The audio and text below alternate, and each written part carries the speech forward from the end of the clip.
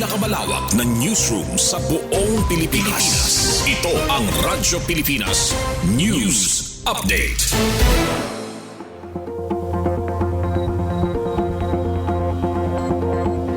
Philippine Standard Time, 3:57 p.m. Maupay nga kulob sa iyong tanan, asya ini ang mga balita yana nga oras. Calbayog officials nagbuhat sa benchmarking sa solar-powered cold storage sa Cagayan de Oro. Detalye aade sa akon report. Radyo Pilipinas Report. Padayon ang paningkamot sa gobyerno lokal sa Calbayog para sa mas moderno ng sustainable nga agrikultura. Ginpanguluhan ni Mayor Raymond Uy ang delegasyon nga nagbuhat sa benchmarking visit sa Agri-Aqua Supply Chain Technologies Incorporated sa Cagayan de Oro City. Ginusisa sa grupo ang solar-powered cold storage systems nga gindisenyo para suportahan ang sektor sa agrikultura ngan pangisda, labi na sa mga lugar nga waray stable nga supply san kuryente. Sumala sa mga opisyal ang teknolohiya nakakabulig pagpauswag sa food security, pagdugang sa produksyon ngan paghatag sa inklusibo nga pag-uswag sa ekonomiya. Ginpabugatan ni Mayor Uy ang importansya sa renewable energy solutions agud magkamayada madasig ngan eco-friendly nga progreso sa syudad. Nagpapakita ang aktibidad san padayon nga paningkamot sa Calbayog sa pag-explore sa inobasyon para sa kaupayan sa mga parag-uma para pangisda ngan lokal nga komunidad. Para sa Bagong Pilipinas, Suzette Pretensio, Radyo Pilipinas, Radyo Publiko, Calbayog.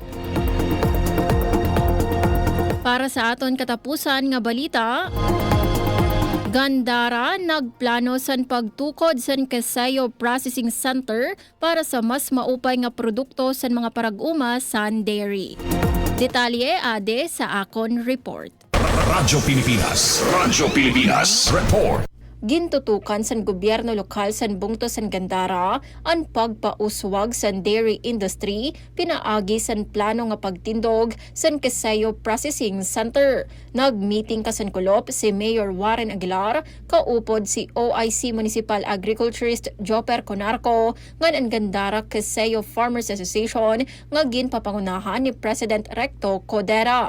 Sa meeting, ginhisgutan ang panginahanglan sa asosasyon ngan ang detalye san ititindog nga pasilidad para sa cheese production. Sigon sa gobyerno lokal, ang proyekto magahatag sa mas organisado nga sistema sa produksyon basar sa Bureau of Food and Drug Standards agud masiguro ang kalidad sa Gandara Quezao. Ginsiguro ni Mayor Aguilar nga mapinal-anay ang design, antistikagan ang konstruksyon sa processing center.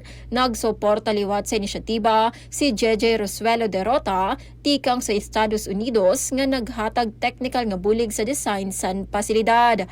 Padayon naman ang Municipal Agriculture Office sa pagpaluyo sa mga mag-uuma, pinaagi san pag-atiman sa mga karabaw para sa mas maupay nga gatas ngan produkto. Para sa Bagong Pilipinas, Suzette Pretensio, Radyo Pilipinas, Radyo Publiko, Calbayog. Asya adto ang kabugusan sa mga balita yana nga oras. Padayon kamo pamati sa DYOJ Radyo Pilipinas, Radyo Publiko Calbayog para sa mga news updates. Ini si Suzette Pretensio para sa Radyo Pilipinas, Radyo Publiko. Mula sa